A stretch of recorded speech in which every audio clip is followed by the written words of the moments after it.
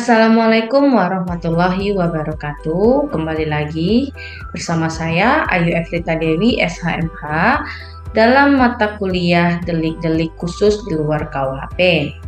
Nah, dengan mata kuliah delik-delik khusus di luar KUHP ini, kita masuk ke dalam materi, yaitu materi tindak pidana kekerasan dalam rumah tangga.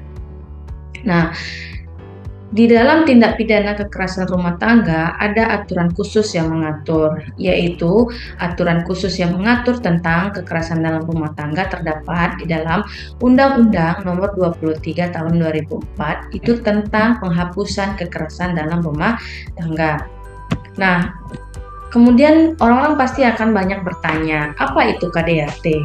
Nah, kalau menurut Undang-Undang Nomor 23 Tahun 2004 tadi, KDRT atau kepanjangan dari kekerasan dalam rumah tangga itu mengartikan setiap perbuatan terhadap seseorang, terutama perempuan, atau yang berakibat timbulnya kekerasan atau penderitaan secara fisik, seksual, psikologi, dan atau penelantaran rumah tangga, termasuk terhadap ancaman untuk melakukan suatu perbuatan pemaksaan atau perampasan kemerdekaan secara melawan hukum dalam lingkup rumah tangga. Nah, kemudian kita akan melihat apa saja yang termasuk daripada lingkup rumah tangga. Jadi di dalam Undang-Undang Penghapusan Kekerasan dalam Rumah Tangga Nomor 23 Tahun 2004, itu yang dapat dikatakan lingkup rumah tangga ada 3 kategori. Yang pertama itu ada suami, istri, dan juga anak. Terus yang kedua itu ada orang-orang yang mempunyai hubungan keluarga dengan orang sebagaimana dimaksud pada angka 1. Jadi angka 1 itu ada suami, istri, dan juga anak karena hubungan darah, perkawinan, persusuan, pengasuhan, dan perwalian, yang mana mereka itu menetap dalam rumah tangga yang ada. Dan kemudian yang ketiga itu ada orang yang bekerja membantu rumah tangga dan menetap dalam rumah tangga tersebut. Nah, jadi dapat dikatakan 3 lingkup rumah tangga ada suami, istri, dan juga anak, lalu kemudian orang-orang yang memiliki hubungan darah, perkawinan, persusuan, pengasuhan, dan perwalian yang mana mereka menetap di rumah tangga tersebut. Terus kemudian ada hubungan darah terhadap suami, anak, dan juga istri. Dan yang ketiga adalah orang yang bekerja di rumah tangga tersebut dan dia menetap di rumah itu. Lalu kemudian penghapusan kekerasan dalam rumah tangga juga memiliki azas atau kemudian dilaksanakan berdasarkan 4 azas. Yang pertama, penghormatan hak asasi pada manusia. Yang kedua, keadilan dan kesetaraan gender. Yang ketiga, non-diskriminasi. Dan yang keempat adalah perlindungan korban. Nah, untuk penghormatan hak asasi manusia memang sudah diamanatkan dalam Undang-Undang Dasar 1945 yang mana bicara tentang hak asasi kepada manusia. Jadi berhak untuk hidup, berhak untuk berumah tangga, berhak untuk mendapatkan pendidikan. Nah, itu semuanya diatur dalam Undang-Undang Dasar 1945. Lalu kemudian keadilan dan kesetaraan gender. Jadi di sini dikatakan bahwa gender tidak membeda-bedakan. Jadi semuanya adil. Misalkan perempuan bisa bekerja, maka laki-laki juga bisa bekerja. Jadi sudah ada kesetaraan gender dan keadilan di dalam rumah tangga tersebut. Lalu kemudian non-diskriminasi. Nah, mungkin di sini non-diskriminasi maksudnya anak perempuan itu tidak boleh bekerja, hanya boleh di rumah, atau anak laki-laki wajib bekerja, anak perempuan ngurus adik-adiknya di rumah. Nah, itu termasuk dalam non-diskriminasi. Terus perlindungan korban. Nah, perlindungan korban di sini maksudnya adalah supaya korban-korban yang menjadi korban KDRT itu bisa didampingi atau dilindungi oleh pihak yang berwajib dan juga pihak-pihak yang berhubungan dengan KDRT.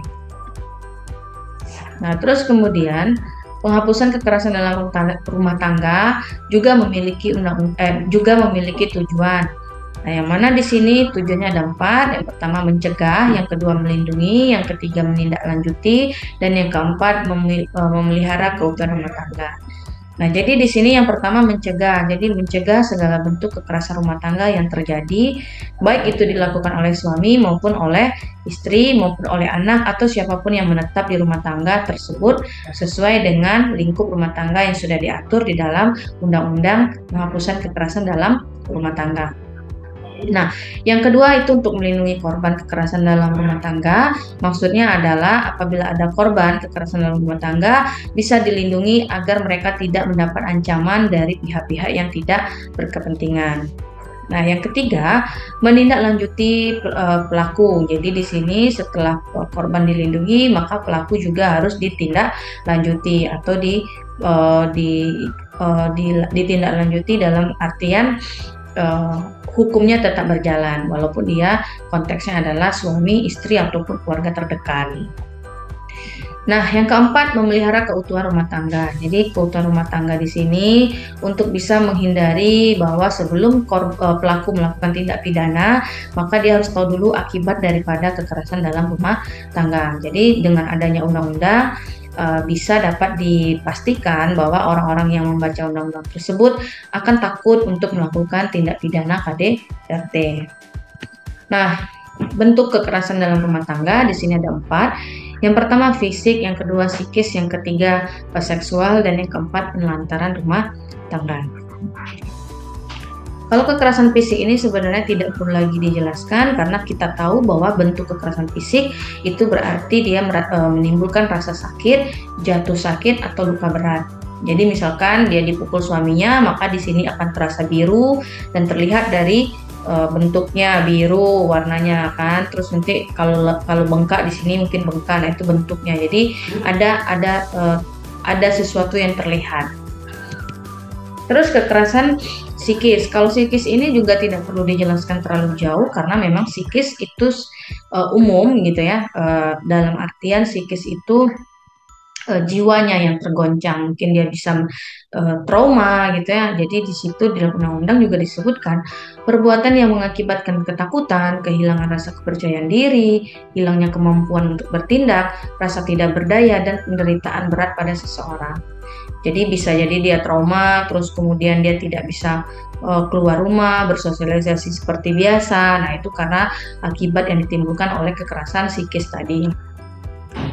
Kalau kekerasan seksual itu dia ada 2 jenis. Yang pertama pemaksaan hubungan seksual yang dilakukan terhadap orang yang menetap dalam rumah tangga tersebut.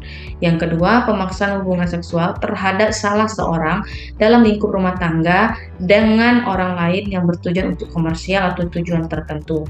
Ini juga sebenarnya secara umum gitu ya. Kalau yang pertama itu ya pemerkosaan mungkin, tapi terhadap lingkup rumah tangga yang mana pelakunya juga orang yang menetap di rumah tangga tersebut. Terus kemudian penelantaran rumah tangga ini juga ada 2 jenis. Yang pertama yang mana setiap orang dilarang menelantarkan orang dalam rumah tangga tersebut, padahal menurut hukum yang berlaku baginya atau karena persetujuan atau perjanjian ia wajib memberikan kehidupan, perawatan atau pemeliharaan kepada orang tersebut. Jadi kalau misalkan ada suami yang tidak menafkahi istri, itu termasuk ke dalam penelantaran rumah tangga. Nah, yang B-nya penelantaran yang dimaksud dalam huruf A tadi itu berlaku bagi orang yang mengakibatkan ketergantungan ekonomi. Jadi misalkan istrinya tidak bekerja, suaminya bekerja, tapi dia tidak memberikan nafkah secara lahir maupun batin, dan ini juga masuk terhadap penelantaran rumah tangga. Nah, hak-hak korban KDRT di sini ada 5. Yang pertama perlindungan bagi keluarga, itu baik dari pihak kepolisian, keluarga, kejaksaan, pengadilan, advokat, lembaga sosial, dan lain-lainnya. Terus yang kedua ada pelayanan medis sesuai dengan kebutuhan. Jadi kalau misalkan dia luka berat, maka dia bisa dibawa ke klinik kesehatan dan diberikan pelayanan sehingga luka tadi bisa sembuh seperti semula. Terus yang ketiga penanganan secara khusus berkaitan dengan kerahasiaan korban. Jadi kalau misalkan ada sesuatu yang sifatnya rahasia, maka itu akan dilindungi oleh pihak-pihak yang berwajib. Yang keempat, pendampingan oleh pekerja sosial dan hukum pada setiap tingkat proses pemeriksaan. Nah, jadi ini untuk KDRT itu baik dari pelaporan, dari pihak keluarga, pelaporan, terus kemudian di kejaksaan, di pengadilan hingga putusan itu keluar, maka itu berhak untuk mendapatkan perlindungan dan pendampingan.